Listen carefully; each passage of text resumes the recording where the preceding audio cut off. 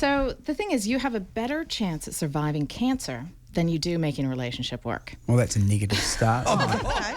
Welcome to Easter. Happy Easter to you.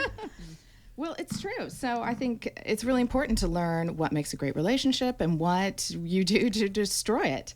So there's an amazing doctor or therapist. His name's Dr. Gottman. He started out as a mathematician, and then he got into relationship therapy. And what he did was he thought, instead of just coming up with theories of what works in relationships, why don't I actually study in a lab exactly what works? And then that way I can tell people what they are doing wrong and what they're doing right.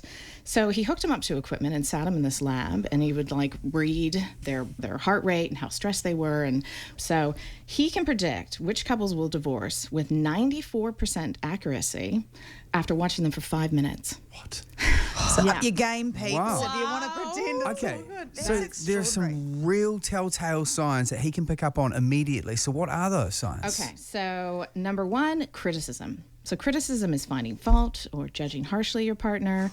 Everyone's looking a bit sheepish suddenly. Laura and I like, Very I wait till we get home before I slam him for whatever reason. should never do it in front of the doctor. You don't air your dirty laundry. Everyone knows that. Yeah. So, well, there's a difference between criticism and complaints. Every person is going to have complaints about their partner. That's totally normal. But it's using words like "you always" or "you never" or "you're the type who" or "you're just like your mother" or everyone's looking. Have you said that, McGoldrick? Nope. Something to work on. It's interesting, Caroline. Just pause before we go to the next one. So, ladies, because Sam and I, Sam doesn't whinge about anything. Do you think maybe you've I definitely criticise, but look, that's not the only factor. There are several more. Okay. So next we go into contempt. So contempt is a feeling of disdain or scorn. Disgust. Disgust, yeah. So contempt's probably the worst one of all, right? Because it is conveying disgust to another person. And contempt can be rolling your eyes or making aggressive facial expressions, making faces. It's going, ugh, I can't stand you. And it's showing a real disrespect. Is this like a regular thing as opposed to just one-offs? Well, the old doctor picked up in the first 5 minutes. So No, but that's what I mean.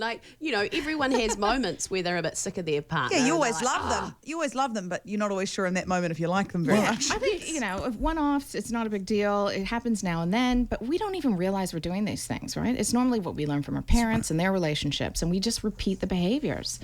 So the next one is defensiveness. So defensiveness is not taking on board what the other person's saying is, well, I don't do that, you do this. And it's cross-complaining, and that way you're not listening to what your partner is saying, you're just going into defending yourself, and it doesn't help resolve anything. So that's a big one to look out for. So the next thing that happens is stonewalling. So stonewalling is when you shut down and you stop talking to your partner, and you just ignore them. that's a shame. I thought it was I thought you'd actually come in and fix my stone wall. I've got some real problems with it at the moment. But genuinely. Yeah, no, that's not my role. So that's a pretty dark series of events, isn't it? So what was criticism, then contempt, defensiveness, and then into stonewalling. Stonewalling. And when stonewalling, then there's another thing that happens, which is flooding. And so that's when one partner their heart rate goes up. They go basically into fight or flight, and they can't communicate, they just shut down. And that's part of stonewalling normally. But if your partner is flooding and you can see they can't talk, they can't get the words out, women are brilliant at getting men to flood. We'll criticize and we'll attack, and then they stonewall and they just can't even think. But a conversation or conflict can't get resolved when it's in that state. The good news is there's some positive sides to this and things that we can do to ensure that our relationship does last for more than just a week. And the thing I reckon that's really interesting is how many negatives to positive to make sure it's a good relationship. It's Laura, Sam and Tony.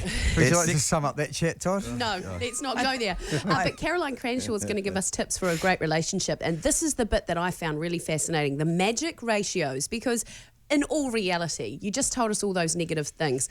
I don't think there'd be a couple out there that wouldn't have aspects of that at times in their relationship, but there's a ratio where you can judge yourself. Exactly. So the ratio is, so there's a happy couples ratio, and that's 5 to 1. So 5 positive interactions to every 1 negative interaction. So if you've got that ratio going, you tend to report as very happy. Boy, that's a lot of positives, isn't it? Yeah. So you've just had a crack at your husband and you're like, shoot, I have to do another 5 good things before I can have another crack. Exactly, yeah. Can you do an interaction that you can gain more than 1 point? Well, I don't Yeah, that's what we were talking about on the break. But that doesn't involve words. So honeymooning couples have 20 to 1. So 20 positive interactions to 1 negative interaction. Is that honeymooners? So, yeah. So I remember those days. So the divorce ratio is 0.8 to 1. So that's 0.8 positive interactions to every 1 negative interaction. And then staying together but miserable is 1.2 positive interactions for every 1 negative interaction. So if it's balanced, you're really screwed, basically. So every time my partner says anything negative, I yell out, negative interaction. You know, I bet he really loves that. Oh, he loves it. But it's a great mindset to think, God, have I been a bit of a punish today? Let's think about 5 positive things we can do here. Yeah, well, I think, and especially for men, it appeals to the logical side of the brain of like, here's 5 things. Okay, if make it a mathematical equation, I need to do 5 good things to 1 negative, then I'm sweet. How are you going to earn your 5 points, Laura? I'm just trying to figure out if there's a way you can do them in one hit. I think Package them up. Yeah, that's interesting. Is it like little expressions? Oh, hi, babe, or is it a caress, or what is it? Is it just little bits, or is it? Okay, Can so- you put 5 together? And Well, number 1, edit yourself. So avoid saying every critical thought is really important for a successful relationship. Having high standards, so it's not accepting negative behavior and calling people out on their crap, because a lot of people just don't say anything. I think an important one is showing appreciation. So really, like telling your partner, thank you for whatever. Thank you. Babe, for did doing you the take the dishes. trash out? Oh, well, thank you so much. No, that is one of the problems with men. It's like, if you didn't take the trash out, who was going to? Oh, gosh, see, that's a negative interaction. Exactly. So you need to focus on their positive. I think it's important to learn the love languages, which is we all have these different ways of showing and receiving love. So some people it's words of affirmation, some people it's positive. Does it count, Caro? Like, for example, this morning, I'm so careful. How many points did you get this morning, Sweetie? How many? You better text Matt and just check how many points. So walking out the door. Sweetie said 5, he said 2.5.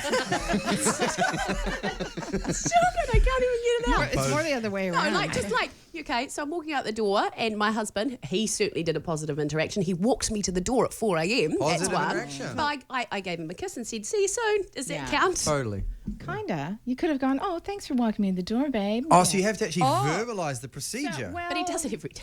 Well, okay. Then it's like, I love you. You're such a good husband. Blah, blah, blah, blah, blah. By the way, take the trash out. Yeah. Don't forget to give the kids brekkie. I think it's figuring out how people feel loved and showing it to them that way. So if someone doesn't, if words of affirmation aren't their love language, you can tell them all day long all the great things they're doing, but they're not really going to get it. Yeah, right. So I think for them, it's maybe spending quality time with them or gifts or, whatever their language is. Mine's definitely gifts. Physical touch. Yeah. So for me, gifts are 0. Like if you give I'm me a bit the same. gifts stress Really? me out. I don't like receiving gifts. God, I love receiving yeah. gifts. Yeah.